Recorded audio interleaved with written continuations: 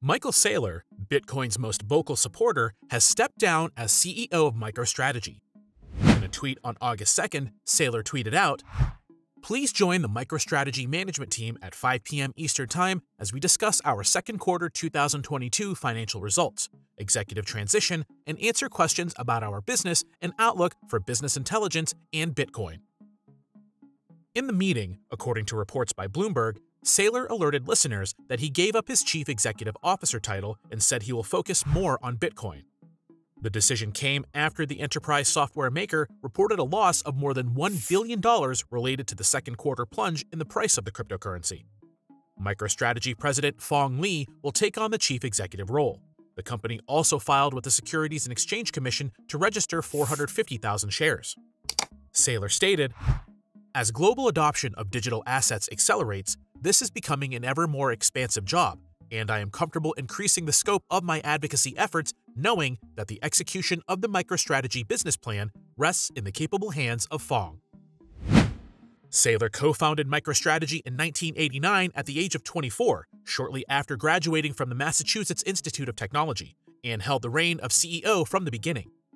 Saylor took the company public in 1998.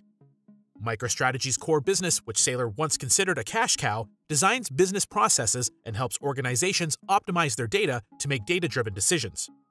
MicroStrategy's branding did a complete 180 in 2020 when it adopted a Bitcoin strategy to resolve the treasury issues related to a declining dollar, which Saylor has spoken about ad nauseum. Saylor has discussed in length about how Bitcoin helped the MicroStrategy brand, especially at the height of Bitcoin when it traded at an all-time high of $69,044 in late of 2021, as the results showed in the market. Before MicroStrategy pivoted to its Bitcoin treasury strategy, its stock traded consistently between $100 and $150 for years dating back to 2017. After October of 2020, MicroStrategy stock climbed almost tenfold, reaching a high of $1,034 in February of 2021, and has been trading above its September 2020 numbers ever since. In the short term, relatively speaking at least, the surge of Bitcoin has made Michael Saylor and MicroStrategy a household name and gave a resurgence to its stock price.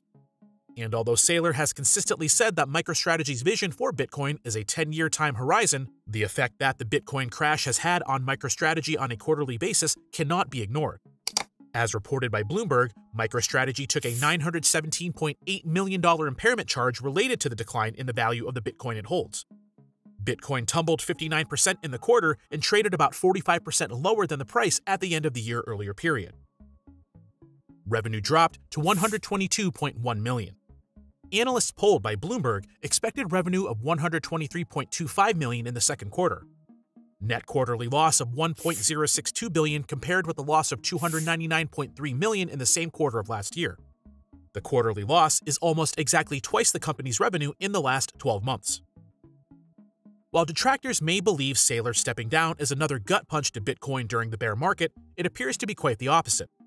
Saylor's resignation as CEO appears to be an adjustment of focus. Saylor will still hold his position as chairman, but because of MicroStrategy's position with Bitcoin, Saylor believes there should be a split focus on MicroStrategy's core business and its Bitcoin corporate balance sheet strategy.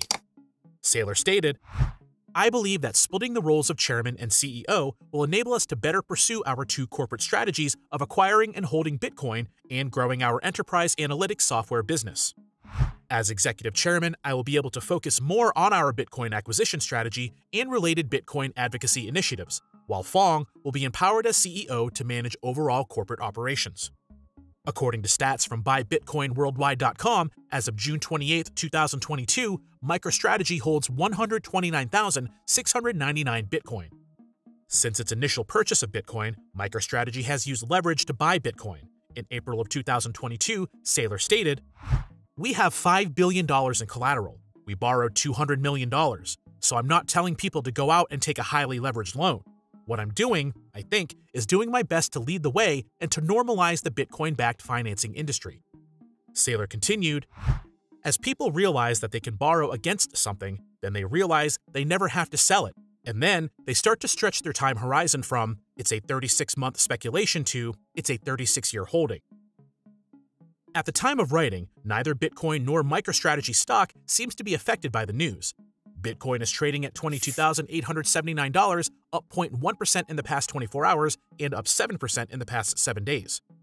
MicroStrategy stock is post-trading at $278.26, up 0.91%. MicroStrategy stock is down over 48% this year. Bitcoin is down over 51% during that same time period. What do you think of Saylor's resignation? Is this a bad sign for Bitcoin? What will Saylor's next move be? Leave a comment. If you found value in the content, hit the like button, as that greatly helps the channel find similar viewers like you. If you're not subscribed, make sure to subscribe, as we put out daily content to keep you up to date on the current market and news. Thanks for watching, and we'll see you in the next one.